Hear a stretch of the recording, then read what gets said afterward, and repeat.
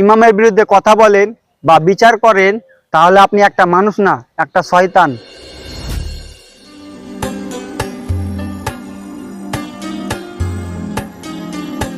বাচ্চা বাচ্চা ওই দেখ ইমাম সাহেব আসছে। আজ ইমাম সাহেবের খবর আছে, চল। আসসালামু আলাইকুম ইমাম সাহেব। ওয়ালাইকুম আসসালাম। আচ্ছা ইমাম সাহেব, বলেন তো, আমরা এই গ্রামের লোক আপনাকে কি কম খেতে দিই? কম খেতে দিন মানে ঠিক বুঝলাম না তো। তারাবির নামাজ এত আস্তে আস্তে পড়েছেন কেন? একটু তাড়াতাড়ি পড়াতে পারেন না? তাড়াতাড়ি তো ফরজ নামাজের তুলনায় একটু ফাস্ট পড়াচ্ছি। হ্যাঁ, অনেক তাড়াতাড়ি পড়েছেন আপনি। আচ্ছা বলেন তো, আপনি তারাবির নামাজ কয়টা দিয়ে শুরু করেন? তারাবির নামাজ শুরু করি 8টায়। আপনি তারাবির নামাজ শুরু করেন 8টা থেকে, পাশের মসজিদে তারাবি শুরু হয় 8টায়।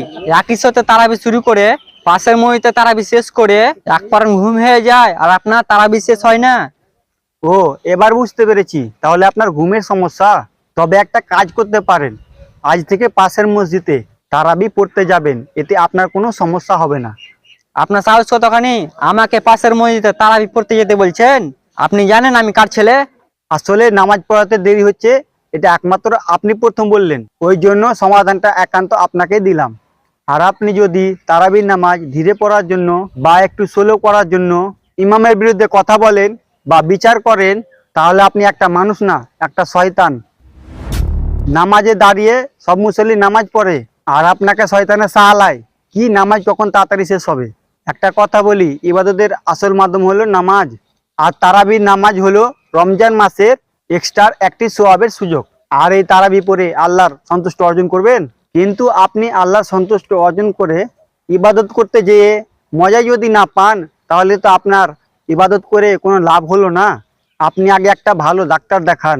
এই মনের ভিতর ছিটা দাড়ি নিয়ে নামাজে দাঁড়িয়ে ইবাদত করা মনে হয় না আপনার কোনো দরকার আছে। আর একটা কথা বলি, ইমামের পাশে লাগেন না। ইমাম শব্দের অর্থ হলো নেতা, আর যেই সেই নেতা হতে পারে না। নেতা হওয়ার জন্য যোগ্যতা দরকার, আর সেই যোগ্যতা নিয়ে আমি ইমাম হয়েছি। আশা করি আপনি বুঝতে পেরেছেন। হ্যাঁ ইমাম সাহেব, আমি ভুল বুঝতে পেরেছি। ঠিক আছে, ভুল বুঝতে পেরেছো এটাই অনেক। আমি গেলাম, তোমরা থাকো। আসসালামু আলাইকুম। ওয়ালাইকুম সালাম।